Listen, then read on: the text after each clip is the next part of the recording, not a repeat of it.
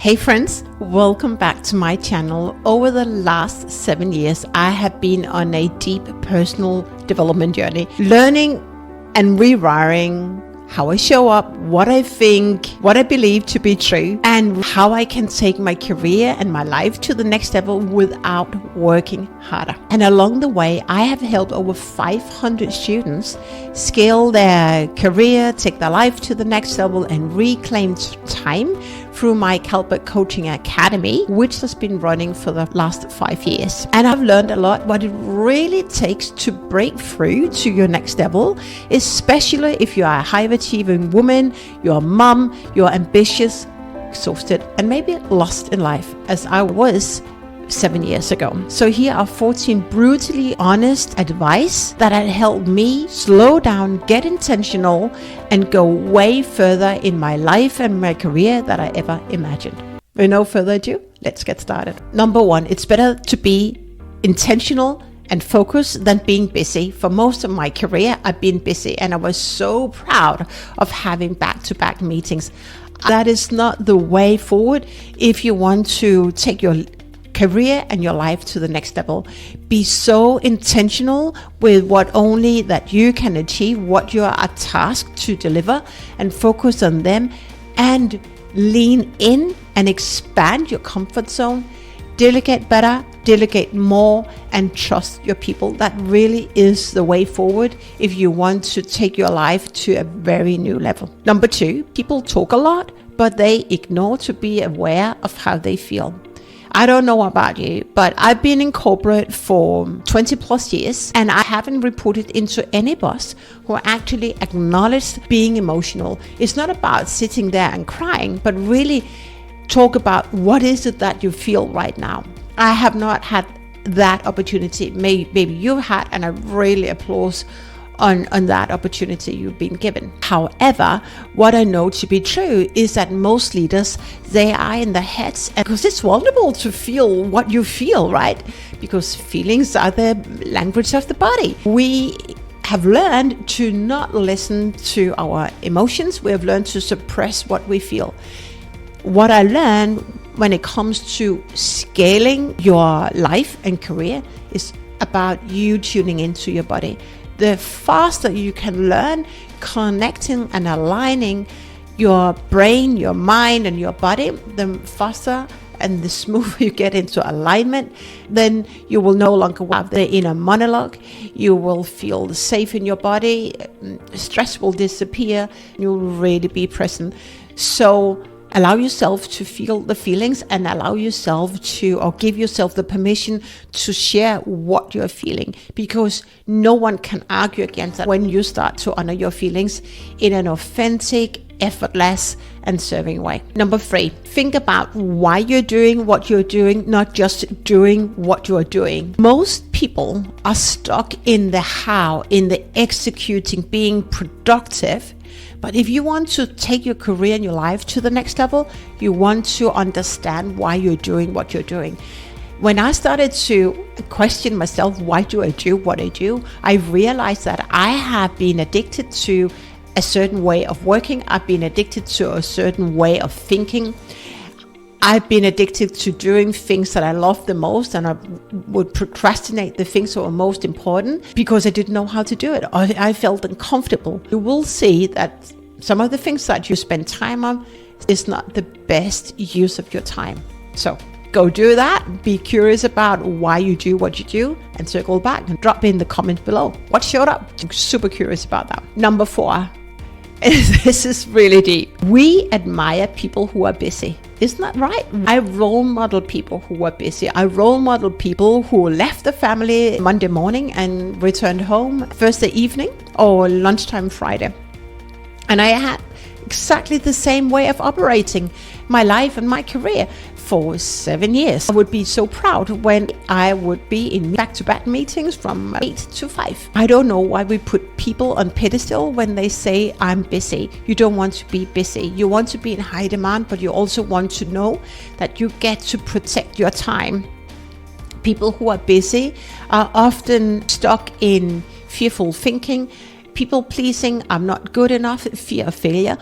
that is not the way forward. If you want to have more freedom, more time overflow, create greater results, then we cannot, you probably heard me saying that before, we cannot radiate on abundance and fear at the same time. It's impossible. So stop being busy, start being intentional, and stop role modeling people who are busy and who declare with pride, I'm busy, because then they do life the wrong way if they want to achieve greater results. Point 5, it's all about taking time between tasks to reflect. I don't know about you, but most of my career, I had calendar filled with different meetings. And I was an agenda point on other people's agendas and in other people's calendars. Actually, I had really difficult making people an agenda point in my calendar. You want to own your time. You want to own your calendar. It also means that you want to take time between meetings to reflect on what was discussed, what was the energy in the room, what did you learn, what's next, rather than just hopping from meeting to meeting to meeting, which I did. And I was so proud of having that schedule. I don't know why I was that proud. But anyway, that was the past. It's a very different reality now. But take time out to reflect. I guarantee when you do that, you set yourself up for success. A lot of clients I know have actually struggled with allocating time for themselves, but they have come back and say it's the best thing I ever done, because it gives them time to reflect, to recalibrate, to re-strategize, and they go out in the business world and ask even better questions. So take time to reflect. I wish someone had told me that when I was in my 20s. Anyway, here we are. Number 6, we talked about it in the beginning. Don't be in your head. Also acknowledge what's going on in your body. My invitation to you is honor your feelings. Really honor your feelings. And that requires that you slow down. You cannot feel your feelings if you're in production. You cannot feel your feelings if you're busy, because then you come from your head and then you're disconnected from your heart. There's no coherence. So honor your feelings. If you're in a meeting and you feel, this does not feel right, say it out loud, because most likely the other people in the room has disconnected themselves from the heart, or they have connected with their hearts, but they do not allow themselves and give themselves the permission to speak up.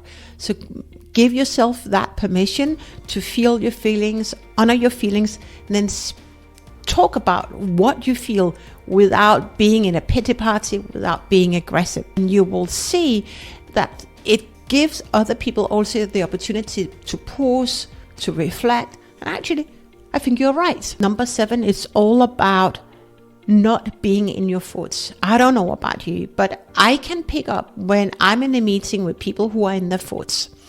They radiate on a different level of attention. They radiate maybe frustration. It's nothing to do with me. I don't even know, because this was a good conversation and why she's so frustrated. When you are not present, when you are in your thoughts, whatever that is, a discussion with your partner, you're concerned about kids, then you're not present and you're missing out on cues. So learn to be present in a meeting and learn to honor that right now, this may not be the best time for us to meet, because actually you're not wasting your own time. You're also wasting everyone else's time because you're not present. So honor yourself and be so present. When you're present, you can ask bold questions. When you're not present, you don't pick up what is not being said and you cannot ask the bold questions. So if you cannot postpone that meeting, you get to train yourself to say, right now, I want to be present. Everything that counts right now is this conversation.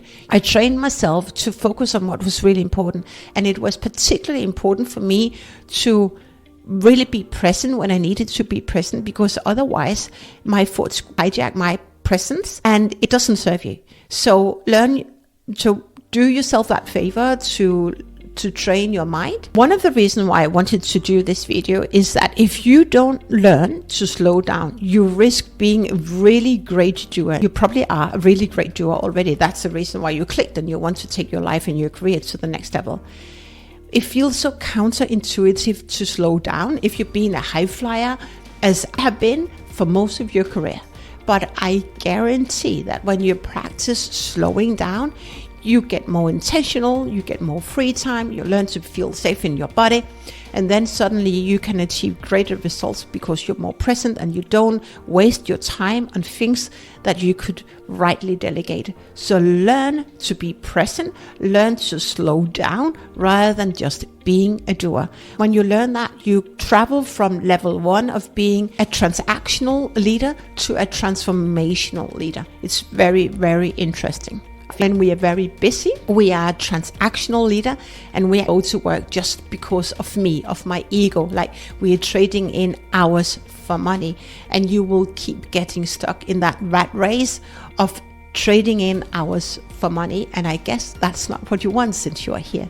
And I'm also going to do another video about how you can transition from being a transactional leader to a transformational leader. So stay tuned. When we talk about transitioning from being a transactional leader to a transformational leader, one thing is that you're good at a lot of things. It doesn't mean that you should be involved in all activities.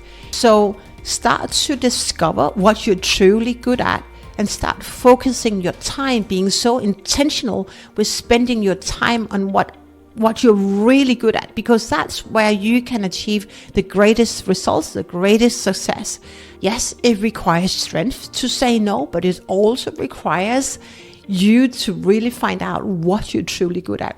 When you find out what you're truly good at, you find inner peace, and then suddenly it's so easy to serve. Then you become the facilitator of change and not the change itself. Another thing I learned was that of not rushing. For most of my career, I think I've rushed a lot. There was a lot of ambitious deadlines, oftentimes because there was no contingency in those project plans. It meant a lot of rework. If you want to scale your career to the next level, if you want to have more free time, here's what I learned. Make sure that you have enough contingency in your project plans.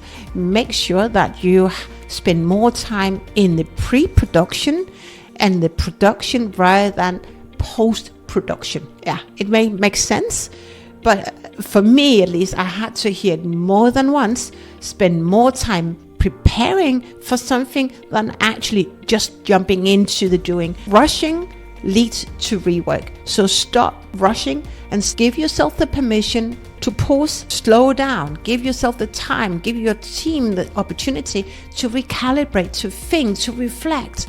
Because then not only will you probably 2x versus 10x mindset, not only will you eliminate rework, but you will actually achieve greater results. And that neatly leads into my point number 12, which is all about time freedom. Time freedom is really about working on the right things and not just anything. And when you have more time freedom, you also are more present in meetings. And when you're more present, you ask bolder questions, you listen, you pick up what other people do not pick up, and suddenly your influence grows. Isn't that beautiful? Your influence grows when you are calm, when you are relaxed, when you are present, when you are here to serve. That's transformational leadership. Being a transformational leader is because you want to serve. It has nothing to do with you.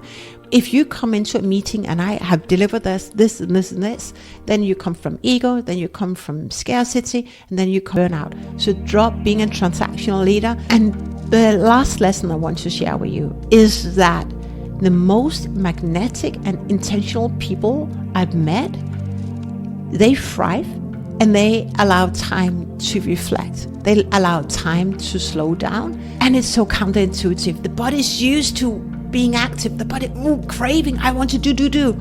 You get to learn to take control over your body if you want to take your life and your career to the next level. But if you want to go deeper into how you can create more space, more clarity, and more influence in your leadership, I'm putting up a card over here so for you to go deeper. Thank you for watching. Bye bye.